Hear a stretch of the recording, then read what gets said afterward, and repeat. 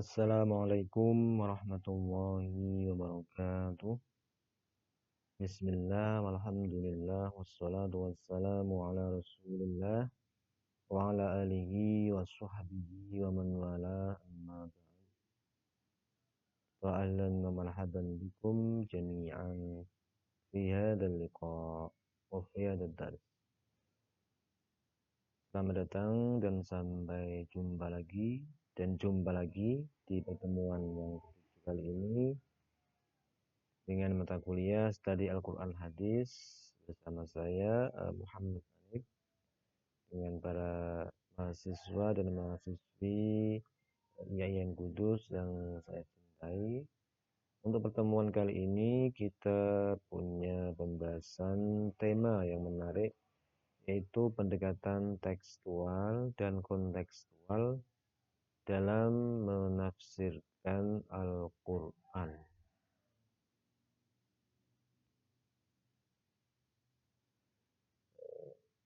Sebagai pengantar, tafsir atau tafsir Al-Quran yaitu maksudnya penjelasan terhadap Al-Quran yang bersumber baik dari riwayat atau yang dikenal dengan ma'thur atau mangkul, riwayat yang dinukil, atau bersumber dari akal atau akal atau roh.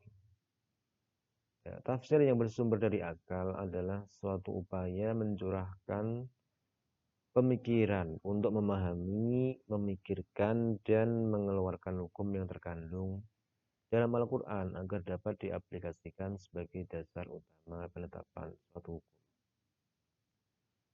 Sehingga dari sini tafsir adalah ijtihad manusia dalam rangka memahami ayat-ayat Al-Quran sesuai dengan kemampuan. Ada beberapa metode dan pendekatan dalam menafsirkan dan memahami ayat Al-Quran.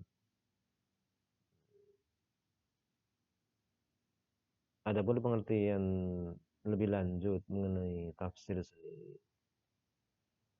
Kalau kita lihat dalam Al-Quran, kata tafsir, istilah tafsir, itu disebutkan dalam salah satu ayat dalam surah Al-Furqan, yaitu 33. Qala ta'ala, wala ya'tunaka bimatsalin illa ji'naka bihi wa ahsana tafsira. Tidaklah orang-orang kafir itu datang kepadamu membawa sesuatu yang ganjil, melainkan kami datangkan kepadamu sesuatu yang benar dan yang paling baik penafsiran. Ahsana tafsira. Kata tafsir merupakan masdar dari kata fassara yufassiru tafsiron, yang mempunyai arti keadaan jelas, nyata dan terang, dan memberikan penjelasan. Fassara yufassiru tafsir. Wazannya fa'ala yufa'ilu taf'ilan. Tafsir pada dasarnya dalam rangka memberikan penjelasan sebagaimana maksud suatu ayat, sehingga kaum muslimin dapat memahami artinya dan dapat melaksanakan dalam kehidupan sehari-harinya. Para ulama kebanyakan memberikan pengertian tentang tafsir untuk menjelaskan hal-hal yang masih samar, masih belum jelas, yang dikandung dalam Al-Quran, sehingga dengan mudah dapat dimengerti, mengeluarkan hukum yang terkandung di dalamnya untuk diterapkan dalam kehidupan sehari-hari sebagai suatu ketentuan hukum. Imam Jalaluddin As-Suyuti, salah seorang pengarang kitab tafsir, mendefinisikan ilmu tafsir sebagai ilmu yang membahas ketentuan-ketentuan dari Al-Quran dari segi turunnya, sanadnya, sastranya, lafalnya, makna-makna yang berhubungan dengan lafal-lafal. Di sini Imam Suyuti membahas ilmu tafsir secara menyeluruh, tapi secara parsial atau secara sebagian tersimpan dalam definisinya tadi, yaitu membahas makna-makna yang berhubungan dengan lafal-lafalnya. Adapun menurut Profesor Amin Abdullah, seorang pakar Islamolog studi Islam kontemporer. Dia mengatakan bahwa tafsir lebih dikenal sebagai cara mengurai bahasa, konteks, dan pesan-pesan moral yang terkandung dalam teks atau nas kitab suci. Dalam hal ini, teks dijadikan sebagai subjek. Adapun takwil adalah cara untuk memahami teks dengan menjadikan teks atau lebih tepat disebut pemahaman atau pemaknaan dan interpretasi terhadap teks sebagai objek kajian. Jadi di sini dibedakan antara tafsir dan takwil. Meskipun ada yang menyamakan tafsir sama dengan takwil, atau yang membedakan tafsir itu lebih global sedangkan takwil lebih terperinci. Tafsir hanya penafsiran teks secara bahasa, takwil penafsiran disertai dengan di luar teks atau konteks. Itu diantara yang membedakan antara tafsir dan takwil. Bahkan dalam ayat Al-Quran sendiri, kata takwil itu lebih disebutkan, lebih sering disebutkan daripada tafsir. Bahkan kata tafsir sendiri hanya disebutkan dalam satu ayat dalam surah.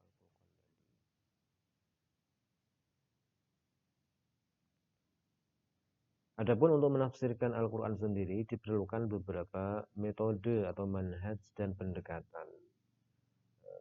Metode tafsir yang masyhur antara lain yaitu metode tafsir tahlili, itu analitis atau tafsir tahlil, ya tahlil dan tahlil. Itu menganalisa ayat demi ayat, diuraikan secara terperinci. Mulai dari surah yang pertama sampai yang terakhir, namanya tafsir tahlil. Yang kedua metode tafsir maudhu'i atau tematik. Jadi menafsirkan ayat-ayat yang satu tema atau satu topik. Misalnya menafsirkan ayat tentang an-nikah. Jadi kita mengkoleksi, menemukan, mencari ayat-ayat yang bertemakan tentang nikah, kemudian ditafsirkan secara menyeluruh sehingga menjadi penafsiran yang lengkap, komplit dan komprehensif membahas satu tema. Misalnya menafsirkan tentang ar-riba dalam Al-Quran. Berarti kita mencari, menelusuri ayat-ayat yang berbicara tentang riba. Kemudian kita jadikan menjadi satu kesatuan, kemudian ditafsirkan secara tematik. Yang ketiga adalah metode tafsir muqaran atau komparatif. Jadi kita membandingkan berbagai atau beragam penafsiran yang sudah ada. Kemudian kita bandingkan, kita komparasikan untuk kita simpulkan mana yang paling sesuai atau mana yang paling cocok menurut kita atau yang paling cocok menurut masa atau era kekinian atau sekarang. Yang keempat adalah metode tafsir ijmali atau global. Yaitu penafsiran hanya sekilas, penafsiran selayang pandang mengenai suatu ayat. Jadi hanya global saja atau gambaran umum dari ayat tersebut. Sedangkan pendekatannya antara lain pendekatan objektif dan pendekatan subjektif, pendekatan langsung dan tidak langsung, pendekatan komprehensif dan pendekatan sektoral atau parsial, pendekatan disipliner, pendekatan multidisipliner, pendekatan interdisipliner, dan pendekatan tekstual dan pendekatan kontekstual.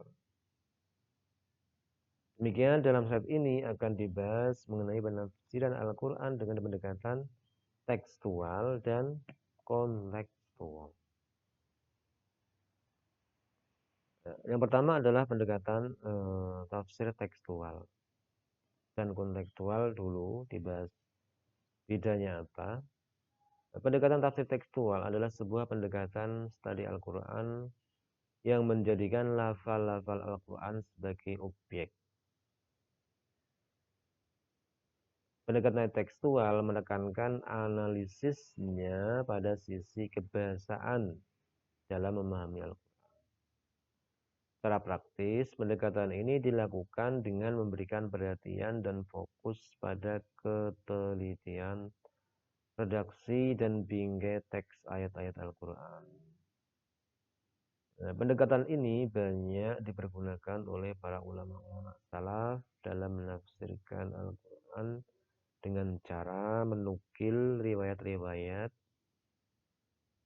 baik dari hadis, nabi atau perkataan sahabat atau tabi'in atau ulama yang berkaitan dengan makna lafal yang sedang dikaji, sehingga dikenal dengan tafsir bil ma'sur atau tafsir bil riwayah, tafsir yang berdasarkan nukilan dari riwayat-riwayat yang sudah ada yang berkaitan dengan ayat tersebut. Pendekatan ini sama dengan tafsir bil ma'sur yang telah kita singgung tadi. Bil ma'sur artinya adalah berdasarkan asar atau riwayat yang sudah ada. Nas yang dihadapi ditafsirkan sendiri dengan nas, baik Al-Quran atau hadis.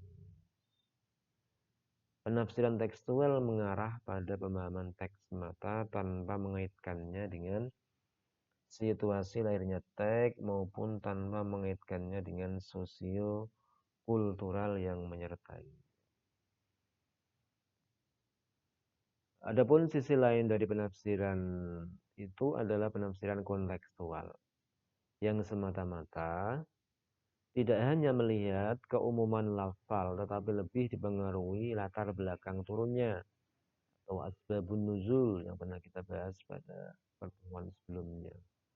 Lebih jauh, teks harus dipahami sesuai dengan sosio-kultur masyarakat, kondisi sosial dan kultural masyarakat, di mana teks itu muncul atau lahir atau turun.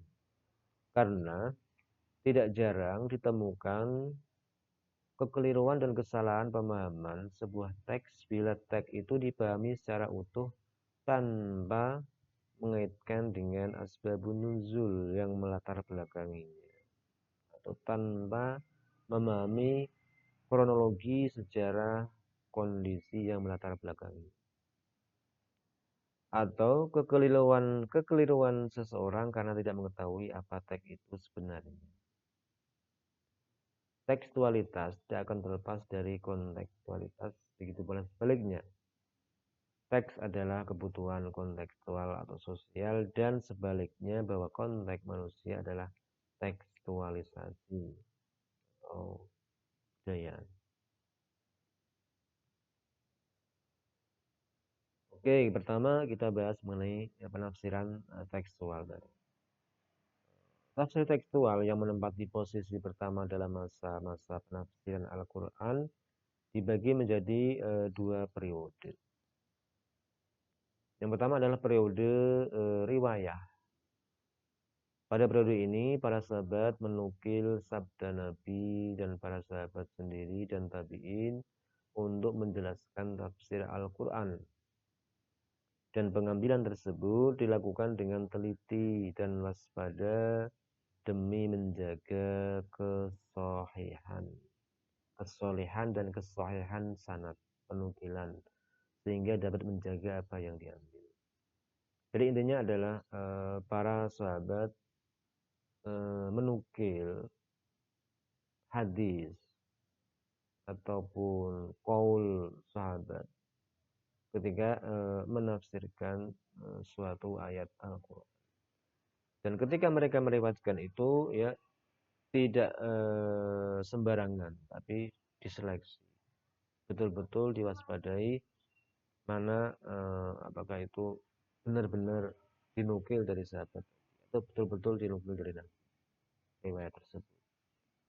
Sehingga sanadnya harus sahih dalam hal penafsiran berdasarkan riwayat tadi. Kemudian periode tadwin atau pembukuan atau kodifikasi. Pada periode ini para sahabat atau tabi'in mencatat dan menghimpun penukilan-penukilan yang sudah dianggap sahih telah diadakan penelitian sehingga himpunan tersebut membentuk ilmu sendiri. Sekalipun aliran ini mempunyai banyak kelebihan seperti penafsiran yang mendekati objektivitas yang didasarkan atas ayat-ayat di Al-Quran.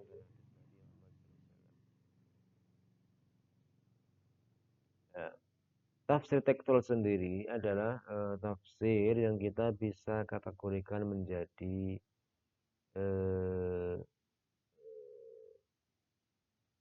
tiga, yaitu tafsir Al-Quran dengan Al-Quran. Jadi mentafsirkan Al-Quran dengan Al-Quran itu sendiri. Karena banyak sekali kita temukan ada beberapa ayat yang disebutkan secara global oleh Al-Quran itu sendiri. Kemudian di tempat lain, di ayat lain disebutkan secara terperinci, atau di ayat setelahnya disebutkan secara terperinci, yang merupakan penjelasan atau penafsiran dari ayat yang global. Nah, misalnya ketika kita membaca dalam surah Al-Fatihah, ihdinas siratal mustaqim. Di sini siratal mustaqim. Itu apa? Penjelasannya kita temukan dalam ayat setelahnya. Siratal ladzina an'amta 'alaihim ghairil maghdubi 'alaihim waladdallin. Jalan yang lurus adalah jalannya orang-orang yang an'amta 'alaihim ghairil maghdub waladdallin. Itu diantaranya penafsiran Al-Quran dengan Al-Quran. Misalnya, bagaimana kita menafsirkan tentang Ar-Rahman? Bismillahirrahmanirrahim. Maka kita lihat dalam surah Ar-Rahman. Ar-Rahman 'allamal Qur'an, khalaqal insan 'allamahul bayan. Jadi Ar-Rahman ditafsirkan dalam surah Ar-Rahman. Ar-Rahman yang kita temukan dalam Bismillahirrahmanirrahim, kita lihat penafsirannya dalam surah Ar-Rahman. Ar-Rahman 'allamal Qur'an, khalaqal insan 'allamahul bayan. Yang kedua adalah Al-Quran ditafsirkan dengan sunnah atau dengan hadis Nabi. Ada beberapa hadis atau sabda Nabi yang menafsirkan Al-Quran. Misalnya Nabi ketika menafsirkan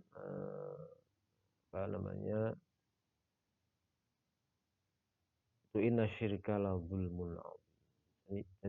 Jadi Nabi mengingatkan para sahabat mengenai bahwasanya larangan berbuat zalim kepada diri, yang mana di situ dijelaskan bahwasanya setiap orang itu pasti berbuat zalim, mendolimi diri sendiri. Kemudian Nabi meluruskan pemahaman para sahabat. Yang dimaksud di sini adalah zalim di sini adalah berbuat syirik. Inna syirka la zulmun adzim. Yang mengatakan bahwasanya syirik itu adalah perbuatan zalim yang paling besar. Kemudian Nabi juga menjelaskan tentang ayat hukum potong tangan. Bahwasanya yang dipotong adalah as-sariqu was-sariqatu faqta'u aydiyahuma, potonglah tangan pencuri. Kemudian Nabi menjelaskannya dimaksud di sini adalah tangan cuma sampai pergelangan tangan, bukan sampai siku sebagaimana tangan dalam membasuh wudu. Kemudian yang ketiga adalah penafsiran Al-Quran dengan asar atau perkataan sahabat. Jadi ada 3 tingkatan tafsir teks. Dengan demikian, metode penafsiran Al-Quran secara tekstual adalah pendekatan pemahaman ayat Al-Quran yang berfokus pada sahihul manqul, dari riwayat yang sahih, dengan menggunakan penafsiran Al-Quran dengan Al-Quran, atau Al-Quran dengan sunnah, atau Al-Quran dengan perkataan sahabat ataupun tabi'in kalau diperpanjang lagi. yang mana sangat teliti dalam menafsirkan ayat sesuai dengan riwayat-riwayat yang ada. Jadi syaratnya adalah harus riwayat yang sahih, bukan sembarang riwayat yang digunakan untuk menafsirkan Al-Quran secara tekstual. Yang kedua adalah penafsiran kontekstual. Kerangka penafsiran kontekstual dan memahami Al-Quran dalam konteks-konteks kesejarahan dan harfiah dan memproyeksikan dalam konteks kekinian. Dan kerangka membawa fenomena sosial ke dalam tujuan-tujuan Al-Quran. Jadi tafsir ini melibatkan pemahaman Al-Quran berikut konteks-konteks kesejarahan dan konteks-konteks kekinian serta fenomena-fenomena sosial yang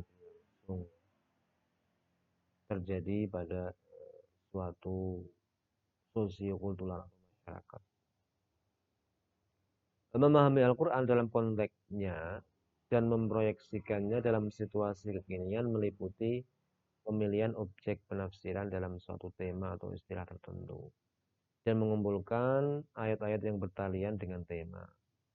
Selanjutnya mengkaji tema atau istilah dalam konteks kesejarahan pra-Al-Quran dan masa Al-Quran. Lalu mengkaji respon Al-Quran sehubungan dengan tema dalam urutan kronologisnya dengan cara memberikan perhatian khusus kepada konteks ayat. Intinya adalah ketika kita ingin menafsirkan Al-Quran secara kontekstual, kita harus memahami seluk-beluk sejarah, kondisi sosial saat Al-Quran itu diturunkan, berikut kronologi dan asbabun nuzulnya itu juga perlu diingatkan. Jadi bukan hanya sekedar menukil teks atau riwayat untuk menafsirkan, tapi juga memahami Al-Quran secara menyeluruh, termasuk menggunakan metode tematik tadi. Mengkoleksi, mengumpulkan semua ayat yang berkaitan dengan tema yang kita tuju atau yang kita kaji, yang kita bahas. Kajian kontekstual ini juga tidak lepas dari melihat asbabun nuzul ayat tadi, karena terkait dengan kronologi dan peristiwa kondisi yang melingkupi terjadinya atau munculnya ayat tersebut. Langkah yang diperlukan untuk membawa fenomena sosial ke dalam naungan tujuan Al-Quran dengan cara mengkaji secara cermat fenomena sosial dan selanjutnya menangani fenomena ini berdasarkan tujuan-tujuan moral Al-Quran. Misalnya ketika menghadapi suatu fenomena atau gejala, maka kita kaitkan dengan tujuan-tujuan moral atau makosid daripada Al-Quran. Tidak semua ayat mempunyai kasus yang demikian atau dipahami secara konteks. Untuk melakukan pendekatan kontekstual, diperlukan pemahaman terhadap semua kondisi bangsa Arab yang melingkupi turunnya Al-Quran. Pemahaman terhadap kondisi objektif seperti ini akan dapat membantu si penafsir dalam memahami maksud, tujuan, dan kandungan ayat yang sedang dikaji atau diteliti. Contoh penafsiran kontekstual Rasulullah SAW.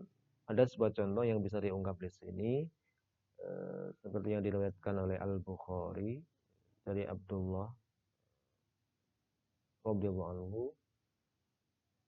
Dia berkata, kami ikut ambil bagian dalam perang-perang suci atau jihad bersama Rasul. Dan kami tidak membawa istri-istri kami. Maka kami berkata kepada Nabi, haruskah kami mengebiri diri kami? Maka Nabi SAW melarang kami melakukan pengebirian itu dan mengizinkan kami menikahi seorang perempuan secara temporal atau nikah mut'ah, bahkan pun dengan hanya membelinya sehelai pakaian sebagai mahar. Kemudian Nabi SAW membacakan ayat berikut, hai orang-orang yang beriman, janganlah kalian haramkan thayyibah, yang baik-baik yang dihalalkan oleh Allah kepada. Quran Surah Al-Maidah ayat 8. Konteks hadis tersebut jelas pada saat perang, kondisi darurat atau perang. Padahal Ibnu Katsir dalam tafsirnya Al-Qur'an Al-Azim menukil beberapa riwayat asbabun nuzul ayat ini yang seluruhnya seputar meninggalkan kenikmatan duniawi yang berupa makanan, minuman, pakaian, dan kebutuhan seksual untuk fokus beribadah kepada Allah. Dan tidak ada kaitannya dengan perang. Bisa jadi hadis ini merupakan salah satu penafsiran kontekstual Rasulullah SAW atas ayat 87 surat Al-Maidah guna memecahkan persoalan pengebirian dan penelitian kontrak pada saat perang. Asumsi ini berdasarkan pada penempatan Al-Bukhari terhadap hadis ini pada kitab tafsir dalam Sahih. Bila hadis tersebut disepakati sebagai penafsiran kontekstual Rasulullah, maka ada beberapa catatan penting yang perlu diberi perhatian lebih. Yang pertama adalah berdasarkan hadis itu dan beberapa riwayat asbabun nuzul yang dinukil oleh Ibnu Katsir, substansi penafsiran kontekstual Rasul masih berkaitan dengan substansi asbabun nuzul, yaitu kebutuhan seksual yang halal dan tidak mengganggu ibadah lain, yaitu jihad fisabilillah. Kedua, Rasulullah SAW memperhatikan kondisi psikologis sosiologis sebagian umatnya dalam menafsirkan ayat Al-Quran. Ketiga, dua catatan sebelumnya merupakan bukti bahwa penafsiran kontekstual sudah ada sejak masa Rasulullah, di samping perbedaan sikap beliau dalam memberikan keputusan terhadap sebuah persoalan dengan dua perusahaan yang menunjukkan fleksibilitas dalam syariat Islam. Lebih jauh lagi, setelah Rasulullah SAW wafat, Abu Bakar As-Siddiq sebagai pengganti atau khalifah juga menerapkan penafsiran kontekstual terhadap ayat dari surah At-Taubah ayat 60, yaitu tentang pembagian zakat kepada para mu'allaf al-mu'allafati qulubuhum. Pada zaman Rasul, mereka masih menerima zakat, tetapi Abu Bakar As-Siddiq enggan memberi mereka zakat. Padahal ayat 60 surat Taubah secara jelas menyebut mereka sebagai salah satu dari asnaf as-samaniyah, 8 golongan penerima zakat. Tapi Abu Bakar radhiyallahu anhu enggan memberi zakat kepada Abu Sufyan, Uyainah, Aqra' dan Abbas bin Murdas karena alasan tertentu. Umar bin Khattab juga demikian. Ia berkata kepada mereka, sesungguhnya Rasulullah memberi kalian zakat agar kalian senang terhadap Islam. Adapun sekarang, Allah telah menjadikan agamanya agung, agamanya mulia, agamanya besar. Kalian tetap memeluk Islam atau bila tidak, maka tidak ada penghalang apapun antara kami dan kalian kecuali pedang.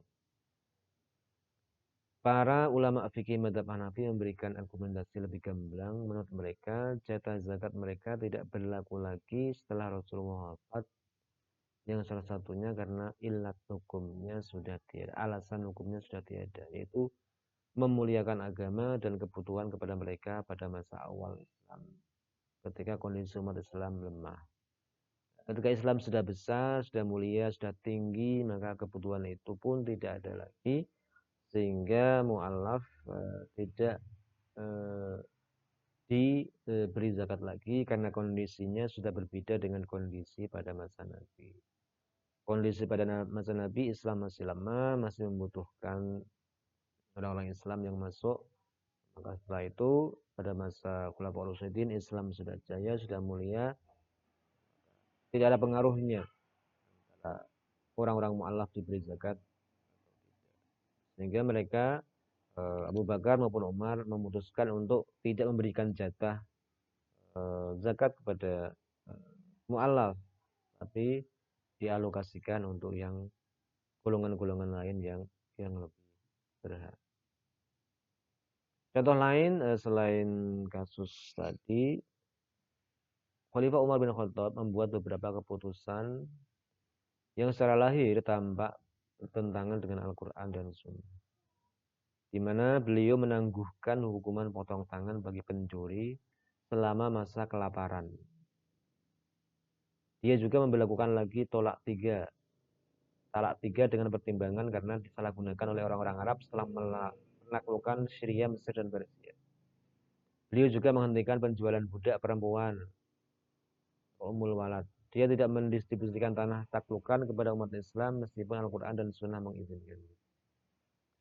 Secara lahiriah, beberapa keputusan Umar bin Khattab tersebut bertentangan dengan Al-Quran. Penangguhan hukum tangan bagi pencuri misalnya bertentangan dengan ayat 38 soal Maidah yang dengan jelas memerintahkan sanksi hukum potong tangan bagi pencuri. Selain itu bagaimana dinukil oleh At-Tabari, ia pernah berkata, perlakukanlah para pencuri dengan tegas, potonglah tangan demi tangan dan kaki demi kaki. Pernyataannya ini kontras dengan sikapnya dalam menangani pencuri pada masa paceklik tersebut. Faktor kondisi psikososiologis masyarakat dan kemaslahatan saat itu yang mendorongnya bersikap demikian. Beliau tidak berpatokan pada makna zahir ayat, tetapi lebih mengutamakan kemaslahatan sehingga beliau perlu mengkontekstualisasikan kandungan ayat yang berkaitan dengan potong tangan tersebut. Itu tadi beberapa contoh penafsiran kontekstual yang dilakukan oleh para pendahulu kita. Semoga dengan presentasi yang singkat ini bermanfaat dan menggugah kita untuk semakin giat, semakin rajin memahami ayat dan kandungan daripada Al-Quran. Sekian dari saya. Wassalamualaikum warahmatullahi wabarakatuh.